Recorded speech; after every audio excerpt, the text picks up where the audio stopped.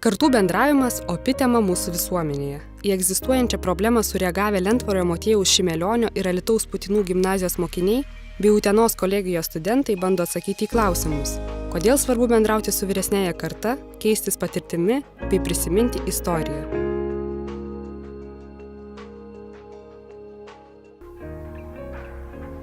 Senesnė karta yra daug draugiškesnė, yra daug šiltesni žmonės, jie nėra tokie susikaustę, manau, kaip dabartiniai, jie yra daug atviresni negu mes. Tie buvę mokytojai visą laiką ateidami į mokyklą atneša tokį ir savęs dalelę, ir tokių savo prisiminimų, kurie, sakysim, dabartiniams mokiniams brangus kaip šeimos prisiminimai, nes jie gali papasakoti apie jų tėvus, apie jų senelius, kokie jie buvo mokiniai. Ir tie pokalbiai, aišku, tokie būna visai neoficialūs, bet labai mieli ir malonūs. Tai todėl tas kartų bendravimas, taip jau manė mūsų visa iniciatyvinė grupė, yra kaip pagrindas apskritai mokyklos istorijai vystytis ir prisiminti tas istorinės detalės, kurios, sakysim, likę yra tik tai dokumentuose, protokoluose, kažkokiuose įrašuose ir panašiai. Iniciatoriai buvom mes patys, nes mums patiems trūksta bendravimo su vyresnio amžiaus žmonėmis. Iš jų galima labai daug pasimokyti ir jie yra tiesiog daug šiltesni žmonės negu jaunesnė karta.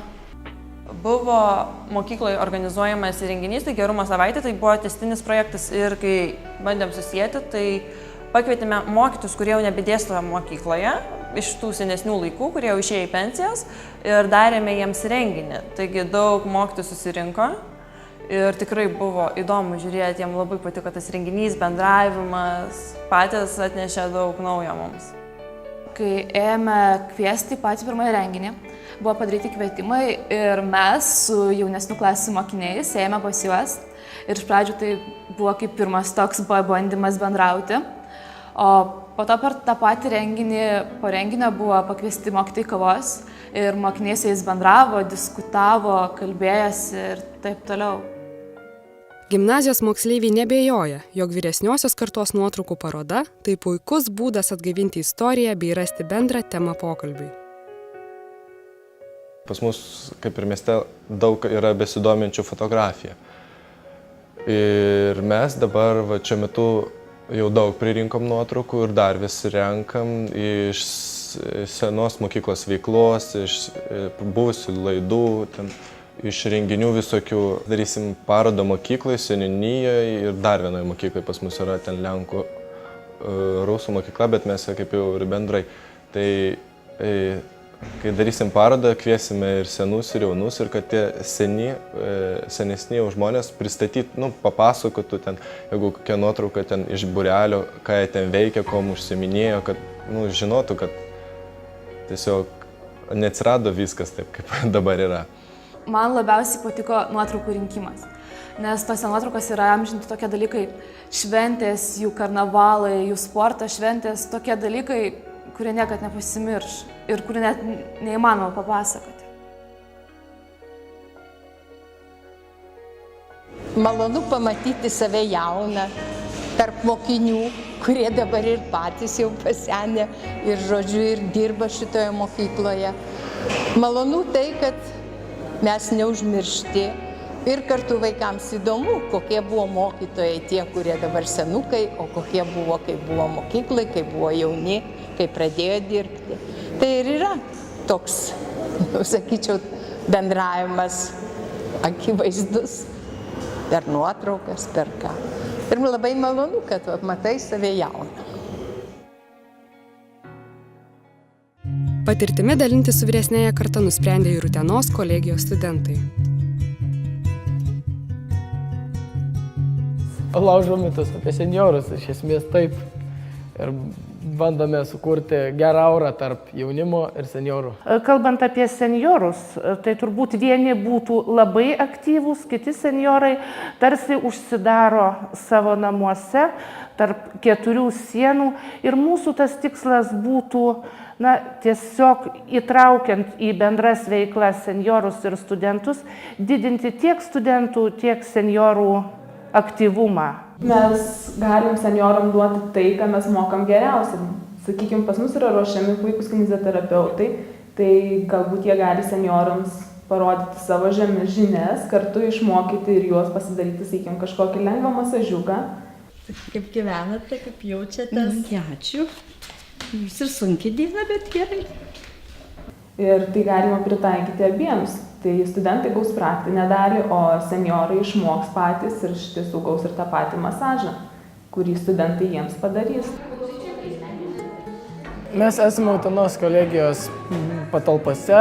Čia matome daug senų ir naujų siuvimo aparatų, kuriais senjorai su studentų pagalba bando seną rūbą paversti nauju ar iš seno padaryti kažką gražaus, prisiderinti prie savo dizaino.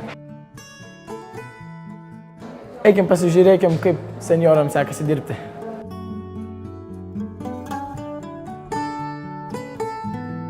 Vieni bando pasisiūti apykaklės, apyrankės ar kokias servetėlės. Matome čia ir vienas vyriškis tarp moterų darbuojasi ir tikrai puikiai ir puikiausia nuotaika spinduliuoja.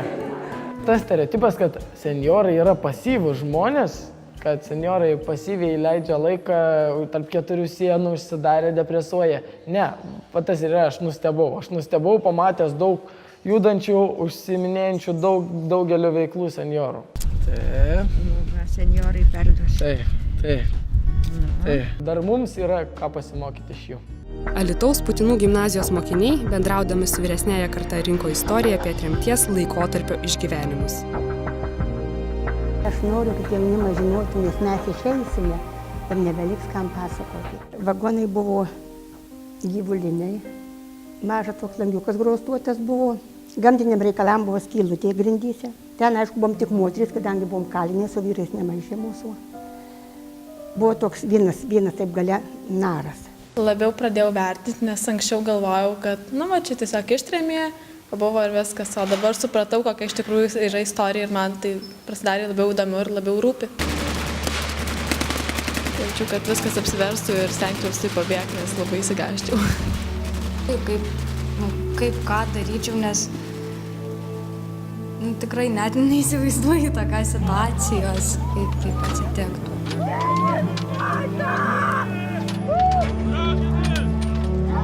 Vienintelė šalis, už kurią galėčiau eiti kovoti, galbūt netgi ir pasiryžęs tikrai viską daryti, užaugęs, kad tik šioje šalyje būtų gerai gyventi man ir ateinančiom kartoms.